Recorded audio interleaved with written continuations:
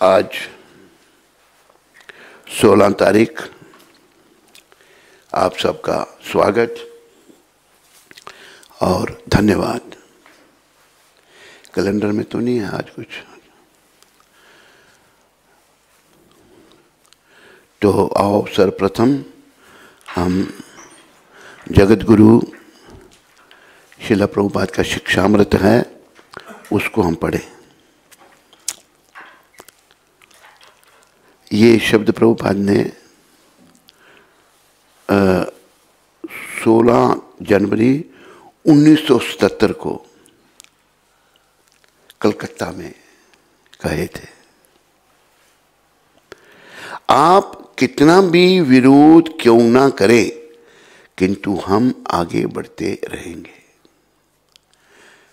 कारवां बढ़ता रहेगा, आप भौंकते रहो।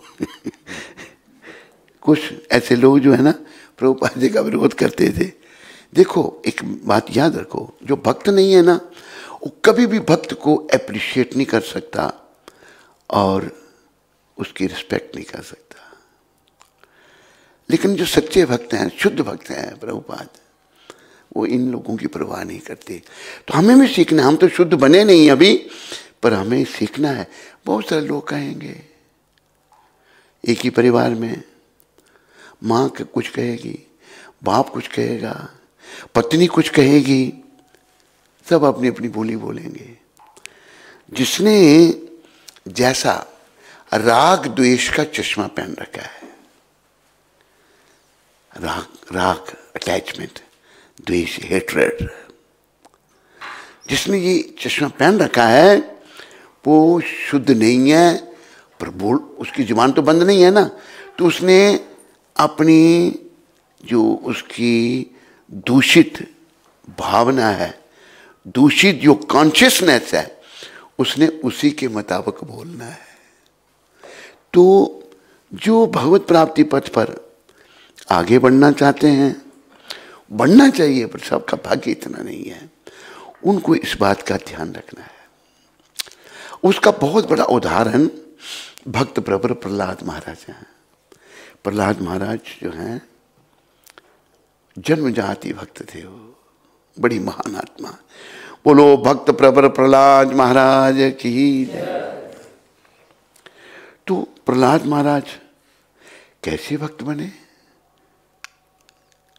ये देखो विधि का विधान। कयादू थी प्रहलाद महाराज की माता, और कयादू का पति हिरण्यकशिपु, वो जो है तपस्या करने चला गया। राक्षस भी तपस्या करते हैं, पर तपस्या करके क्या करते हैं, दूसरों का विनाश। ये बेकार है, ये नरक का द्वार है, ये भगवान को नहीं अच्छा लगता। तो घोर तपस्या करने चला गया। पीछे से देवताओं ने क्या किया, कयादू माता का, हिरण्यकशिपु की पत्नी का हरण कर लिया। पत्नी का जब हरण कर लिया और उसको पकड़ के ले जा रहे हैं सारे देवता लोग, आगे से हरी इच्छा से, देव संयोग से नारद जी महाराज आगे, बड़े प्रेम से बोलो देव ऋषि नारद जी महाराज की। सभी नारद जी का हृदय में सम्मान करो, वो भक्ति के दाता हैं। मैं एक बात कई बार कहता हूँ, ये जो फिल्म इंडस्ट्री है ना, इन्होंने बड़ा पाप कमाया। नारद जी को भी अच्छा प्रस्तुत नहीं किया फिल्म इंडस्ट्री में। मैं शब्द नहीं बोलूँगा जो उन्होंने यूज़ किए नारद जी के लिए। तो इनको मत फॉलो करो, प्रभुपाद जी को फॉलो करो, प्रभुपाद के अनुयायी बनो। भटकाने वाले बहुत हैं हमको, लेकिन सही रास्ते पर लाने वाले केवल प्रभुपाद। नारद जी महाराज आगे, जो ध्रुव प्रहलाद आदि बड़े बड़े वाल्मीकि के गुरु थे नारद जी महाराज। नारद जी महाराज आए तो देखा कयादू को ले जा रहे हैं देवता लोग। कहाँ ले जा रहे हैं उसको? महाराज, इसके पेट में राक्षस की संतान है, उसने हमें इतना परेशान कर रखा है, एक और पैदा हो जाएगा तुम्हारी क्या गति होगी। हम उसको ले जा रहे हैं, जब ये बच्चे को जन्म देगी हम उसको मार देंगे। देखो उनको भी देवताओं को इतनी अकल थी कि भाई स्त्री को नहीं मारना, गर्भवती जब बच्चे को जन्म देगी उसको मार देंगे। नारद जी कहते हैं छोड़ दो उसको। देवता सब मानते हैं नारद जी को, सब जानते हैं नारद जी कौन है। और भगवान ने गीता में कहा है देव ऋषियों में मैं नारद हूं। नारद जी मेरा स्वरूप है। इसके पेट में राक्षस नहीं है, इसके पेट में तो बहुत बड़ा भक्त है। अच्छा महाराज छोड़ दिया। अभी वो बेचारी गर्भवती है, पति है नहीं, क्यादू माता की जान को खतरा है। नारद जी अपनी कुटिया में ले गए और उसको बड़ी अच्छी अच्छी कथाएं सुनाई। ये बड़ी सीखने वाली बातें हैं। जब माँ स्त्री गर्भवती हो, हम सब ऐसे ही संसार में आते हैं, तो उसको बजाय इसके कि उल्टा सीधा खाना कई स्त्री को खाने का बड़ा, उस जो गर्भ में शिशु उसको बड़ा कष्ट होता है बेचारे को। खट्टा खा लेगी या मिर्चें खाएगी तो बच्चा तड़पता है अंदर, बड़ा कष्ट है। बड़ा ध्यान रखना, सात्विक आहार करना, भगवान का सिमरन करना। नारद जी ने बहुत सारी कथाएं सुनाई कयादू को। कयादू ने देखा भाई इन्होंने बचाया मेरे को, बड़ी ध्यान से सुन रही है।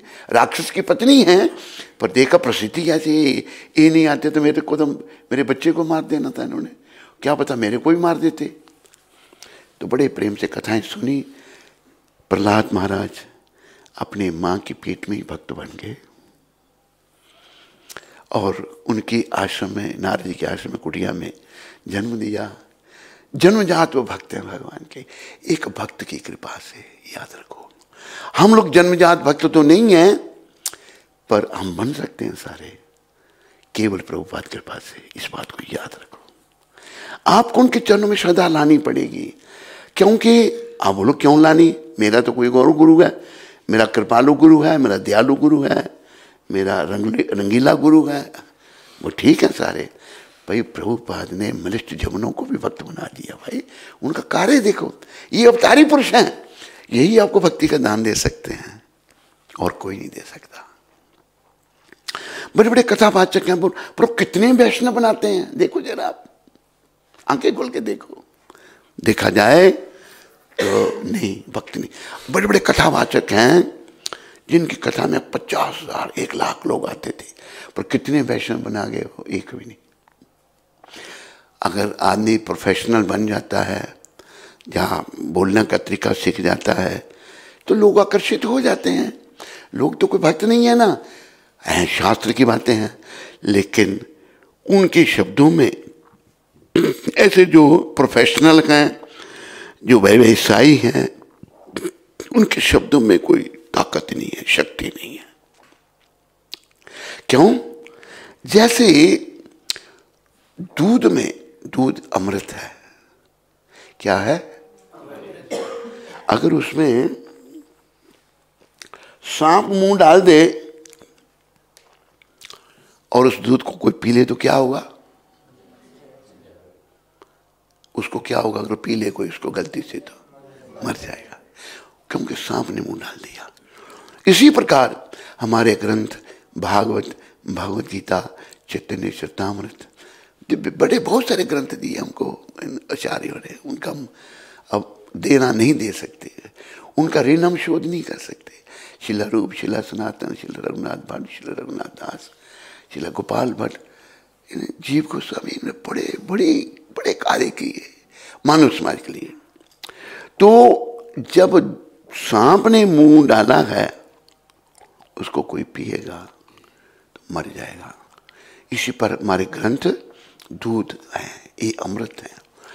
पर इनको ऐसा व्यक्ति बोलता है जो इनसे अपना पेट पाल रहा है, अपना व्यवसाय बना रखा है उसने। तो ये ग्रंथ जो है दूध का काम नहीं करेंगे।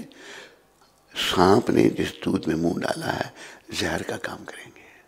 बजाय इसकी उसकी, अभी भारत में कोई कथावाचकों की कमी है? बोला करो। लेकिन कितने लोग भक्त बन रहे हैं? जवाब दो। नहीं बन रहे। कथावाचक बड़े हैं।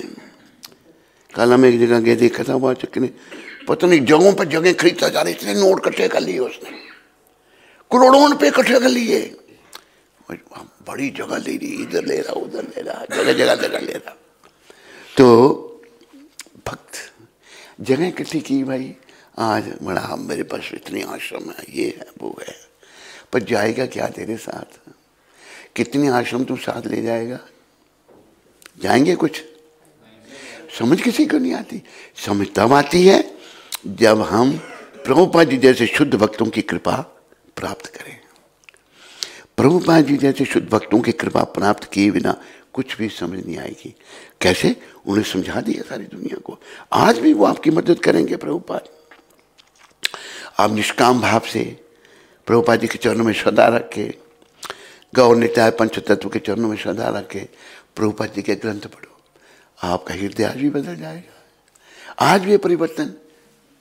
लेकिन अगर आपके अंदर कोई स्वार्थ है या विषय वासनाएं हैं, आप उनको भी रखना चाहते हैं, जैसे कई बार लोग प्रश्न करते हैं ये बैलेंस कैसे बनाया जाए मटेरियल और स्पिरिचुअल? क्या बैलेंस है? ये कोई बैलेंस है ही नहीं। अरे मटेरियल तो हमें बिल्कुल त्याग करना है। जैसे एक आत्मा है, हमेशा उस आत्मा अच्छी है, वो भगवान की कृपा उस आत्मा पर। अनेकों प्रकार की आत्माएं आती हैं हमारे पास, प्रभुपाद भेज देते हैं उनको ऐसा प्रबंध करके, लेकिन उस आत्मा को नींद से बड़ा प्रेम है। अच्छा महाराज कल मंगलाती नहीं आएंगे? मैंने कहा भाई मंगलाती तो हर हालत में आना चाहिए। हाँ कोई बड़ा बीमार हो जाए वो बात अलग है। उस आत्मा को सोने से बड़ा प्रेम। लेकिन धीरे धीरे प्रकृति होगी, प्रकृति होगी, हम आगे बढ़ेंगे। तो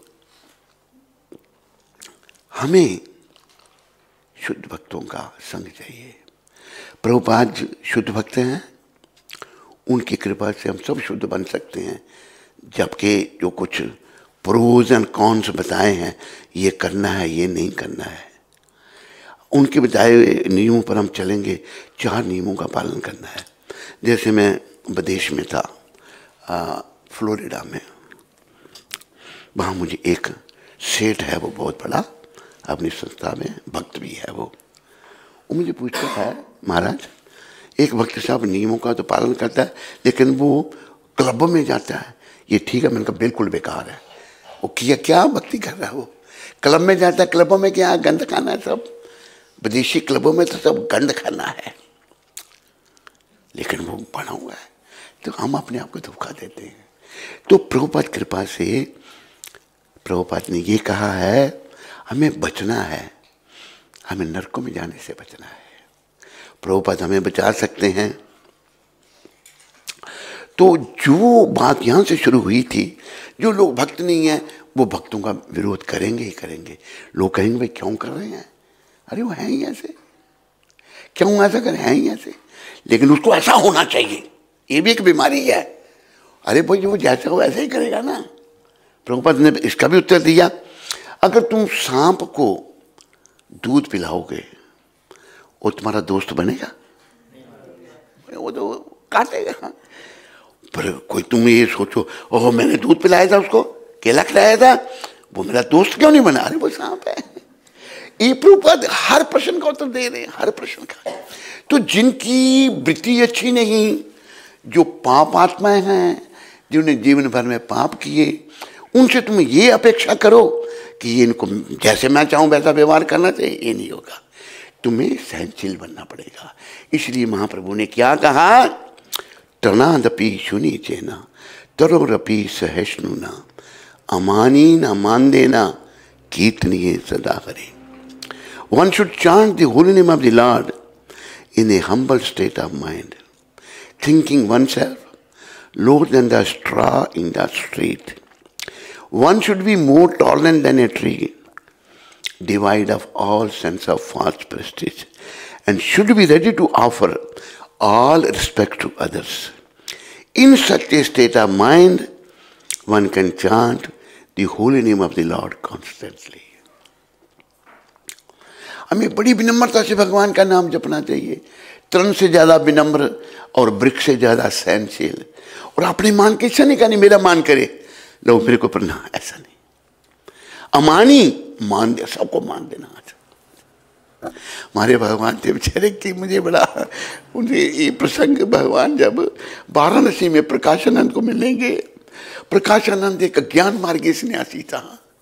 ज्ञान मार्गियों को मायावादी कहते हैं, और एक मायावादी इसका बड़ा विरोध कर रहा है, वो भी शंकराचार्य के पद पर। वो कहता है मेरे को मायावादी कहते हैं, मैं मायावादी क्यों हूँ, विरोध कर रहा है। जगन्नाथ रथ यात्रा बंद करा रहे हैं हमारी वो, और हमारे लोग बंद कर रहे हैं, कोई उसके आगे लोहा लेने के लिए तैयार नहीं है। तो ज्ञान मार्गी प्रकाशानंद अपने 10,000 शिष्यों के साथ बैठा हुआ है। 10,000 शिष्य हैं, बड़े ऊंचे सिंहासन पर बैठा हुआ है। तो बड़ा लंबा प्रसंग है, मैं संक्षेप में आपको सुना रहा हूँ। 2 भक्त थे बेचारे, एक चंद्रशेखर आचार्य और एक महाराष्ट्र के ब्राह्मण थे। वो वाराणसी में रहते थे, जो ज्ञान मार्गियों का यानी कि मायावादियों का गढ़ है। तो इन्होंने सुना प्रकाशानंद को। प्रकाशानंद कहता है कि चैतन्य जो है ना वो इंद्रजाली है। इंद्रजाली मतलब जादू टूना करने वाला, इंद्रजाल।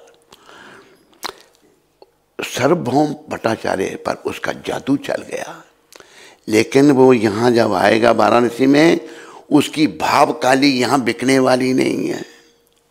ये उनके भक्त दो, एक महाराष्ट्र ब्राह्मण और चंद्रशेखर आचार्य रो रहे हैं बेचारे, देखो क्या हमारे भगवान को क्रिटिसाइज कर रहा है। तो भगवान आए, उधर आए, वाराणसी में आए थे दोनों। अब भक्त गौर भगवान के गए, चरणों में गिर गए और रोने लगे। महाराष्ट्र ब्राह्मण कहते हैं प्रभु हम आपकी निंदा नहीं सुन सकते, हम नरक में नहीं जाना चाहते। ये प्रकाशानंद आपकी बड़ी निंदा करता है, कहता है आप इंद्रजाली हैं, आप जो है लोगों को जादू टूने से अपने जाल में फंसाते हैं, और चैतन्य की भाव काली यहाँ नहीं बिकेगी। भगवान हंसते हुए कहते हैं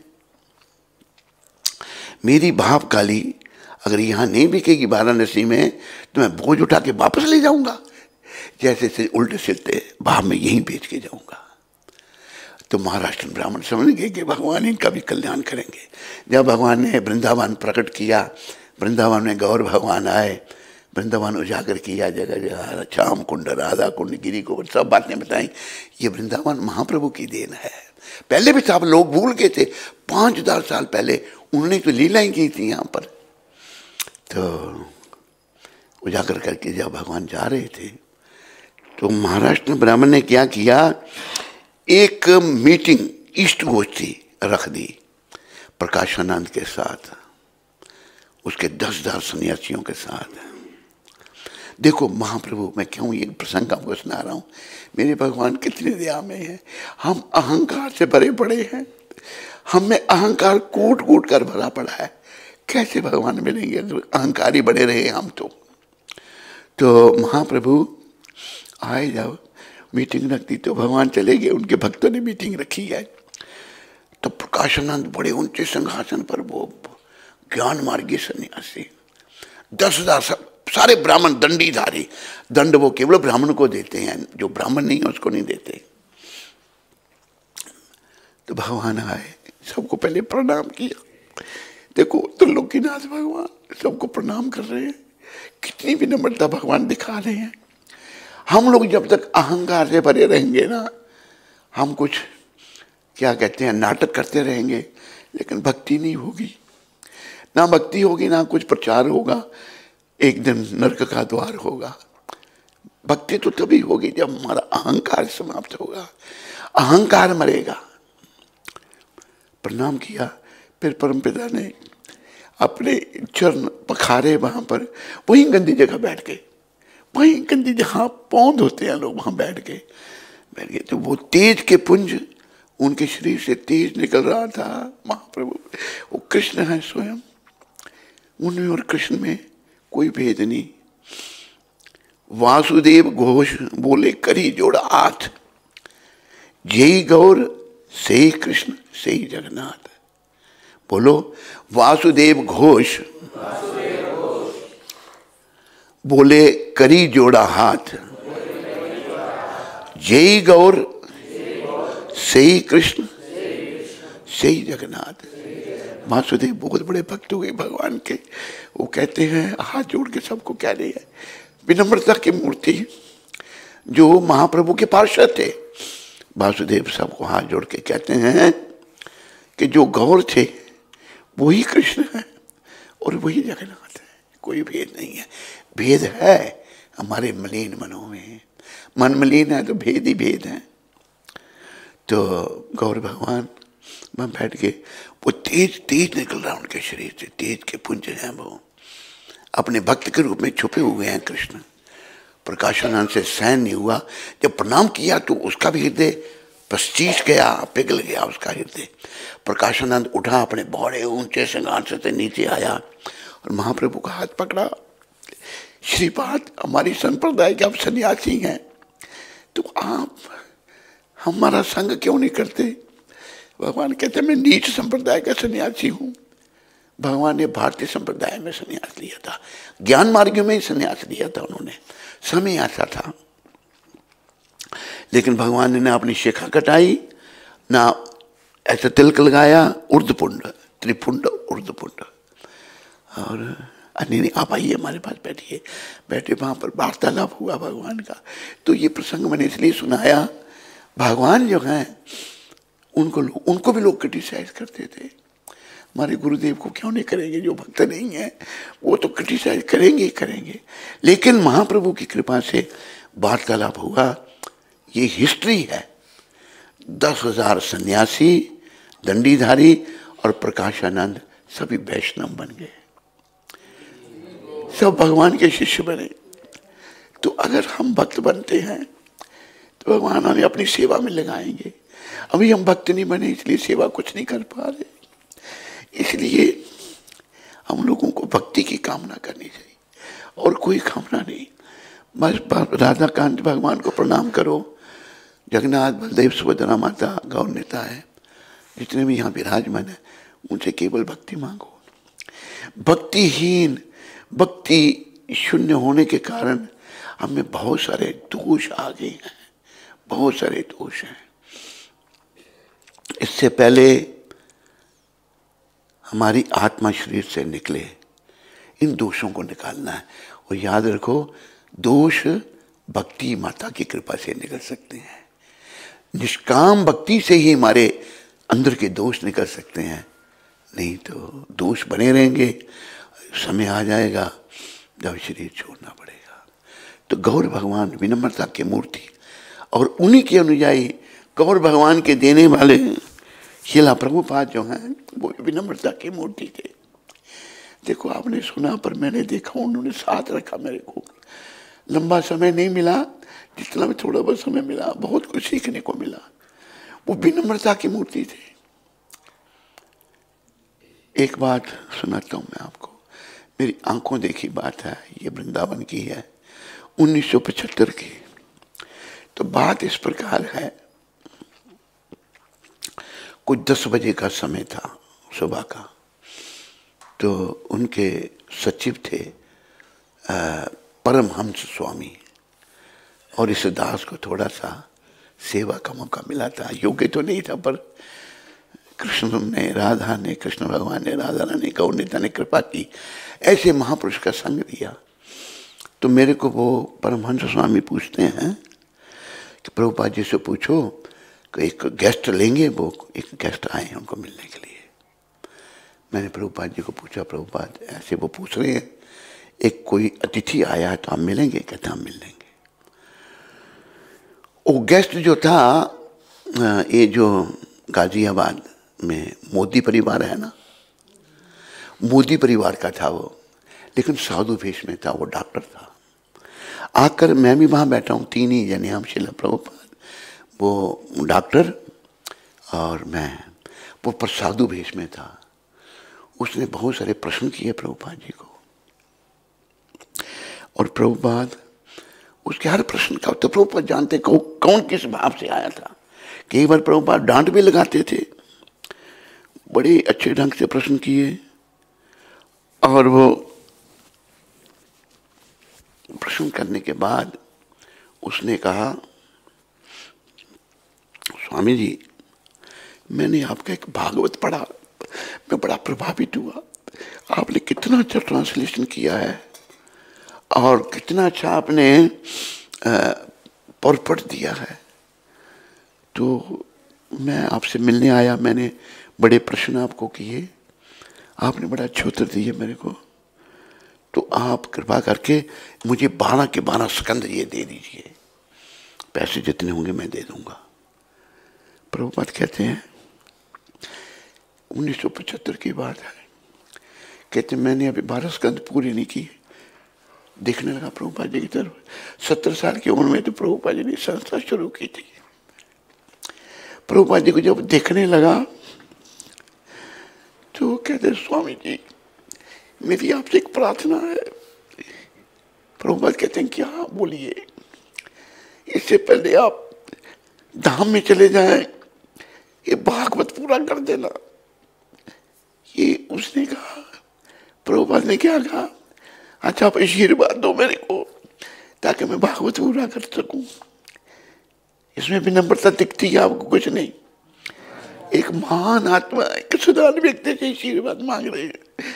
इसी प्रकार गौर भगवान थे, ऐसे हमारे गुरु महाराज थे, विनम्रता की मूर्ति।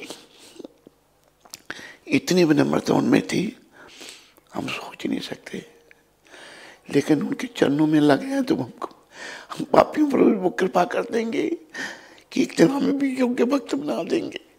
जीवन काल बस यही है, हम योग्य भक्त बन जाए ताकि अंते नारायण स्मृति हो। तो प्रभुपाद उस बात को यहाँ व्यक्त कर रहे हैं।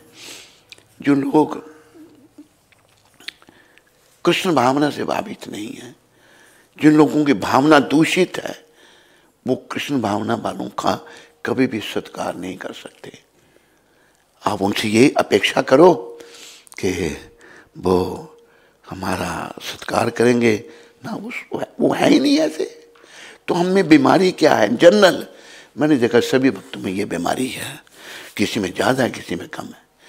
ये ऐसा क्यों नहीं है? ये अरे भाई वो बीमार है। हाँ, ये प्रभुपाद कृपा से मैं कहता हूँ, अगर कोई शरण में आ गया तो ये उसका भाई श्रेय है, ये उसका क्रेडिट है, ये वो आ गया, शरण में आ गया। अभी तुम लोग प्रभुपाद के सच्चे अनुयायी बनो, उनसे कृपा याचना करो। प्रभुपाद हम आप जैसे तो नहीं है, थोड़ी कृपा हमको दे दो। गुरुदेव कृपा बिंदु दिया करो ये दासे, तृणापेक्षा अतिहीना। मुझे तृण से ज़्यादा विनम्र बना दो, वृक्ष से ज़्यादा सहनशील बना दो।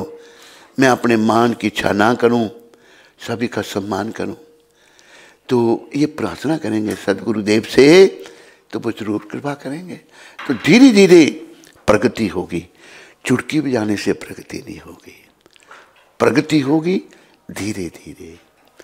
तो मैंने ये देखा प्रभुपाद बड़े चिंतित रहते थे सभी से, और कई बार वो आवेश में आ जाते थे उस चिंता के वशीभूत होकर कि देखो ये समय, वो सेल्फ रियलाइज सोल हैं, वो एक आत्मदर्शी महात्मा हैं जो परमात्मा से उनका सीधा संपर्क है, गोविंद से उनका संपर्क है। और हमारा तो संपर्क है नहीं, हम तो संसार में भटक रहे हैं, अपने सरों को पटक रहे हैं। लेकिन उनका सीधा, तो बड़ी चिंतित रहते थे, कई बार डांटते थे, क्योंकि उनकी डांट में क्या था? उनकी डांट में हमारा सुधार था, उनकी डांट में हमारा कल्याण छुपा हुआ था। क्रोध का ये सदुपयोग है। माँ अगर बच्चे को डांटती है उसकी शत्रु नहीं है, माँ सदा अपने बच्चे का भला चाहती है। जो सही मायने में माँ, आजकल माताएं में भटकी गई बेचारी, पेट में बच्चा आया मार दो, दया खत्म हो गई। जहाँ दया तहाँ धर्म है, जहाँ लोभ तहाँ पाप, जहाँ क्रोध तहाँ काल है, जहाँ क्षमा तहाँ आप। दया खत्म हो रही है। माँ एक दया की मूर्ति है। कृष्ण भगवान ने भी यशोदा मैया का, देवकी माता का कितना सम्मान किया, और यशोदा जी को बड़ा मानते थे। यशोदा मैया ने बड़ा प्यार किया, जबकि जननी थी उनकी देवकी माता, बहुत प्रेम करती थी। उनको अपने पुत्र से इतना प्रेम था, सदा उन्हीं के चिंतन में रहती थी। धन्य है यशोदा मैया जिनके पुत्र, जिनके लाडले कृष्ण भगवान बने। धन्य है देव की मैया जिन्होंने भगवान को जन्म दिया। तो माँ का, स्त्री का बड़ा सम्मान है, बहुत सम्मान है। भगवान ने किया तो हम क्या है, हम तो कुछ भी नहीं है, लेकिन हम स्त्रियों का, माताओं का सम्मान नहीं करते, ये हमारा दोष है। तो याद रखो, जो भक्त नहीं है वो भक्तों की आलोचना करेंगे, क्रिटिसाइज करेंगे, लेकिन प्रभुपाद जैसे भक्त क्या लिख रहे हैं आज की शिक्षा में, उन्हें ये लिखा है कि मायापुर अपना आप कितना भी विरोध क्यों ना करें। वो विरोध पूरे जोर से करते थे विरोध, जो भक्त नहीं थे, जो अच्छी भावना के लोग, कितना भी विरोध क्यों ना करें, किंतु हम आगे बढ़ते रहेंगे, आगे बढ़ते रहेंगे। कारवां बढ़ता रहेगा, आप भौंकते रहो। अब जैसे कारवां, हाथी जा रहा है, कुत्ते को जहाँ बाबा करते भौंकते, हाथी चुप करके चलता रहता है। लेकिन ये भी मैंने देखा कि हाथी बड़ा डरपोक होता है, पता है आपको। एक बार अफ्रीका में इतना बड़ा शरीर हाथी का है, वो डरपोक तो जो सर्कस वाले तो मंदिर में भी आए, तो उनसे संपर्क हो गया। तो हमारा उस समय एक गुरु भाई था, वो गुरु था उस समय, जय तीर्थ। तो मैंने कहा भाई हमारे गुरु भाई जो है गुरु हैं, उनको हाथी से माला पहनानी है। तो हाथी ने माला पहनाई उनको, जय तीर्थ को। अभी वो बेचारे चले गए, छोड़ गए शरीर। तो मैं उधर चला गया सर्कस, तो मैंने क्या देखा, हाथी खड़ा है, उनके पास कुछ हाथी थे। तो एक छोटा सा कुत्ता, वो भी सर्कस वालों का ही था, पास में से गुजरा, ऐसे सूंड मारी उसको, कुत्ता पा गया, डर रहा है उससे, पेशाब कर दिया उसने, हाथी ने पेशाब कर दिया कुत्ते के डर से। तो देखो कि जीव कितना बड़ा शरीर है लेकिन डर रहा है। इसी प्रकार जब हाथी चलते हैं, हाथी देखेगा भाई मेरे साथ तो मेरा मालिक साथ में, कुत्ते भौंकते हैं, भौंकते रहे। तो हमें ये सीखना है, क्योंकि हो सकता है हमारे परिवार के लोग ही हमारा विरोध करें। और उनकी छोड़ो, मैं बात आपको अपने परिवार की बात बताता हूँ, शिक्षा है ये भी। मेरी शादी करना चाहते थे, लेकिन मुझे भगवान बचा रहे थे, गुरुदेव बचा रहे थे। एक जगह टेवा नहीं मिला, दूसरी जगह रिश्ता कर दिया। तो मेरे अंदर से प्रेरणा हो रही है, नहीं करनी शादी, नहीं करनी शादी, नहीं करनी शादी। जैसे एक आत्मा को मैंने कहा भाई तेरा बाप कहते शादी कर ले, कहते हमारे झंझट में मत फंसाओ मेरे को। मुझे बड़ा अच्छा लगा। उसका बाप गाली निकालता था। क्या गाली निकालता था वो, क्या निकालता था पता तेरे को? तेरे को नहीं बताया, तेरे को नहीं गाली निकाली उसने। तो वो कहता था बड़ा अच्छा है, मुझे बहुत अच्छा लगा कि महाराज इस झंझट में मत फंसाओ, झंझट है। हाँ, अगर प्रभुपाद ने ये भी इसको भी एड्रेस किया है, सती साथ भी अगर पत्नी मिल जाती है तो झंझट नहीं है, दोनों मिलके भक्ति कर सकते हैं।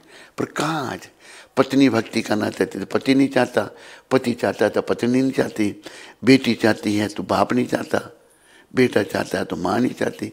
तो बस ये सब ऐसी झंझट है। तो दूसरी जगह, लंबी बात है, छोटी कर रहा हूँ, मैंने कहा भाई उधर थोड़ा सा कुछ, और ठाका कहते हैं उसको, वो भी हो गया।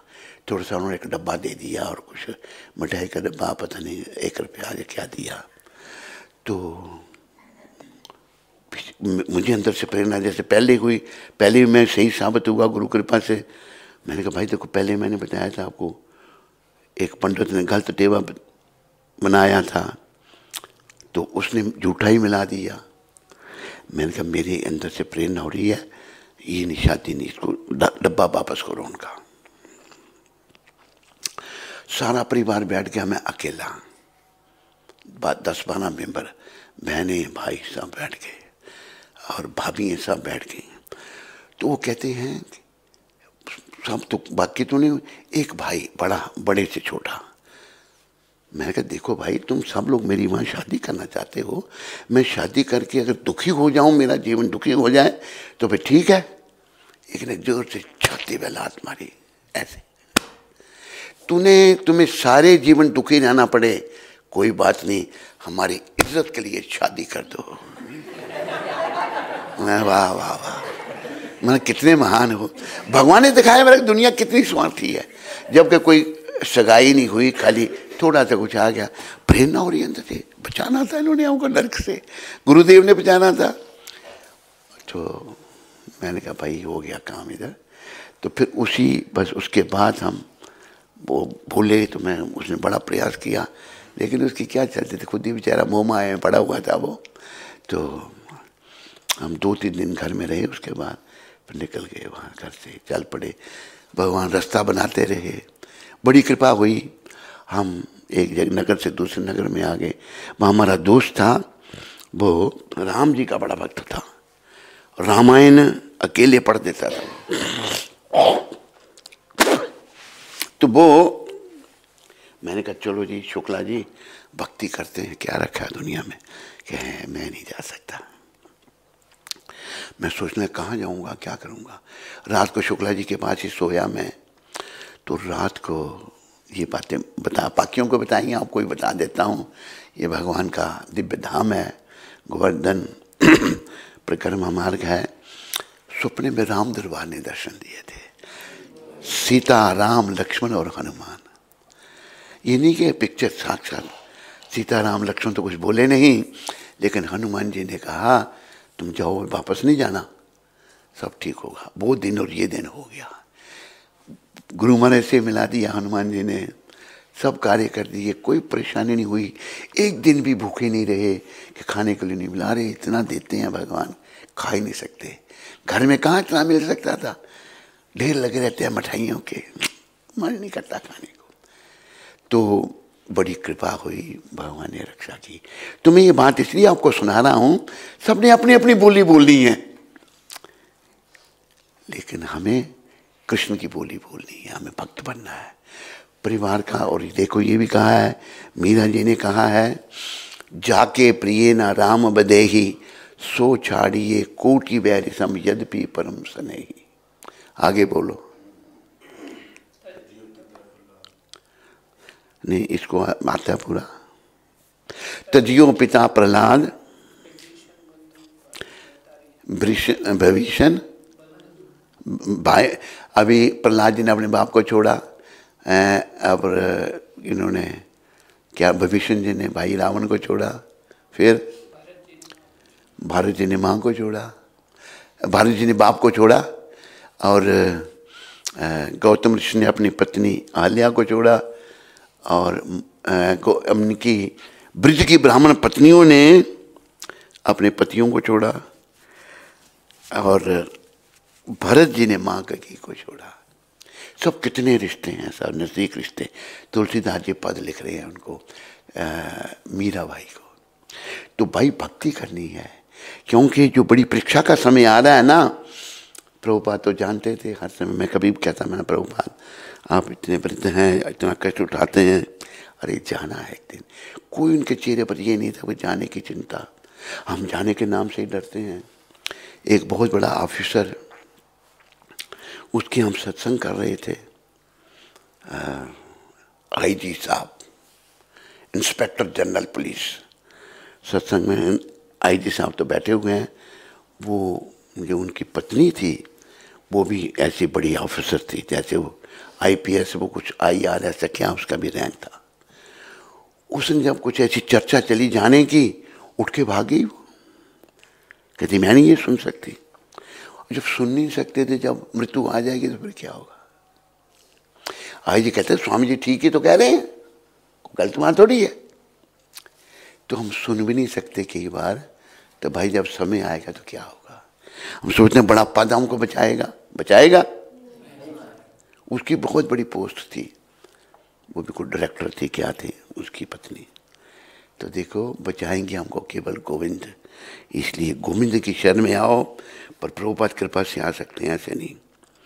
जिस उद्देश्य की जिस उद्देश्य को प्राप्त करने में संयुक्त राष्ट्र नहीं, ये नहीं, आप कितना भी विरोध क्यों ना करें किंतु हम आगे बढ़ते रहेंगे, कारवां बढ़ता रहेगा, आप भौंकते रहो। बड़ा अच्छा कहा प्रभुपाद ने।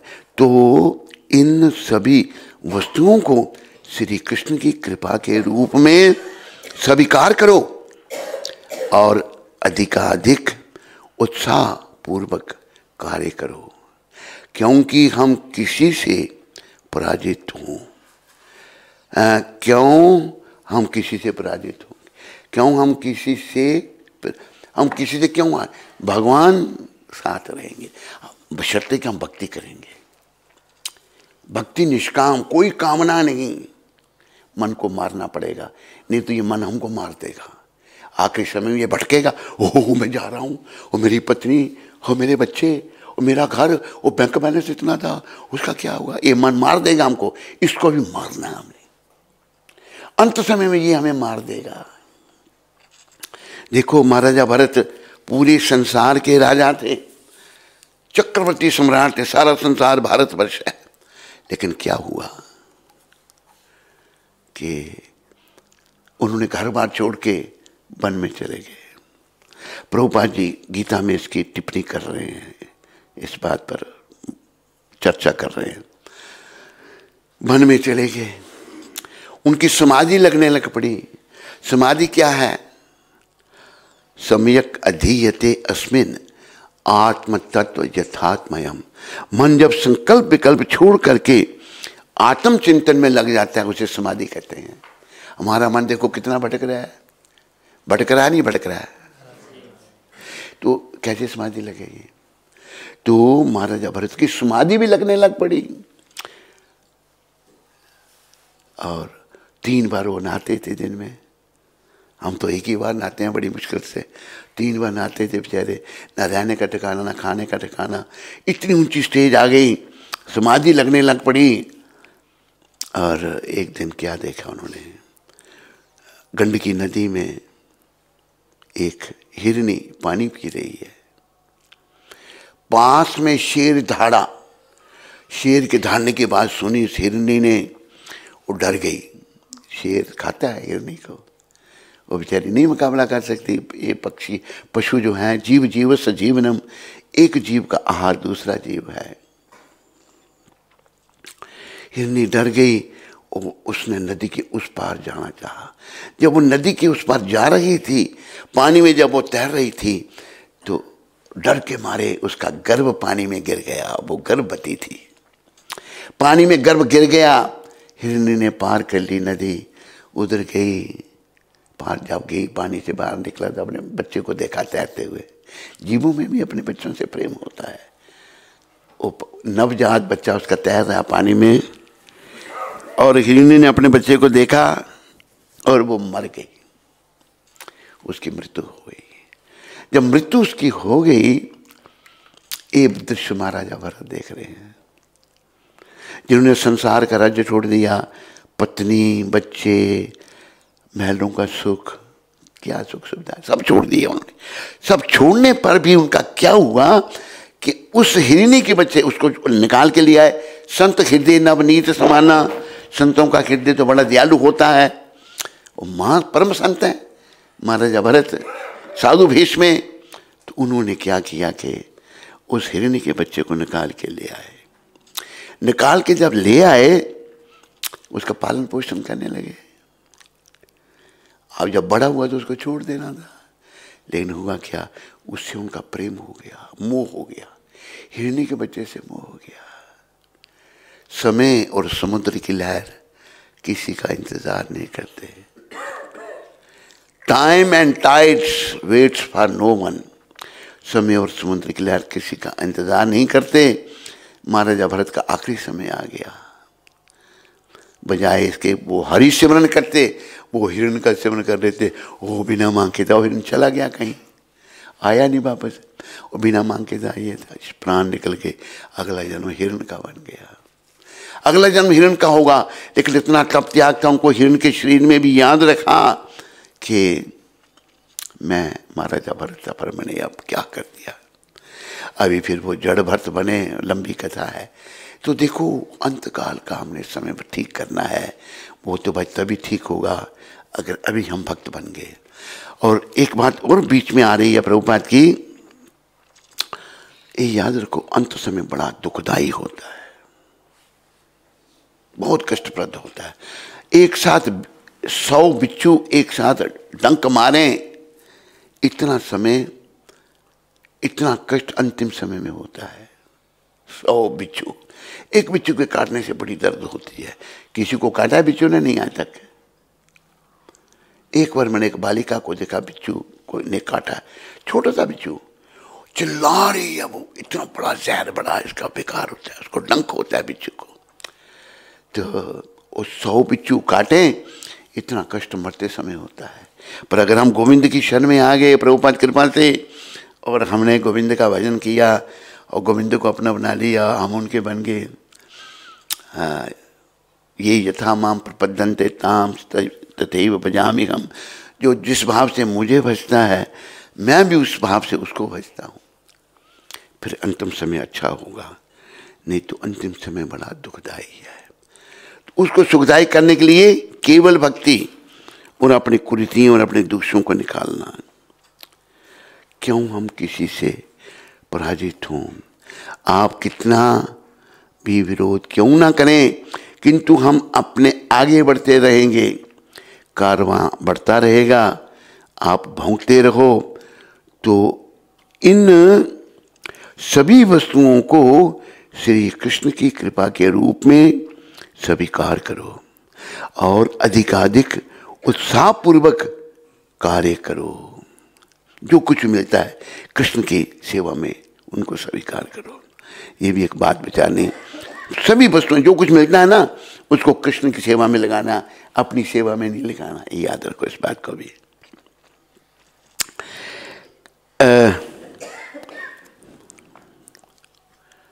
श्री कृष्ण की कृपा के रूप में स्वीकार करो और अधिकाधिक उत्साहपूर्वक कार्य करो। उत्साह हम में नहीं है ना, संसार में खोए हुए हैं, विषय विकारों ने हमारी बुद्धि को भ्रम कर दिया है। उत्साहपूर्वक कार्य करो। हम किसी से पराजित, हम किसी से पराजित नहीं होंगे अगर सब ऐसा करेंगे। बोलो पतित पावन शिला प्रभुपाद की जय। श्री गुरु चरण सरोज रज निज मन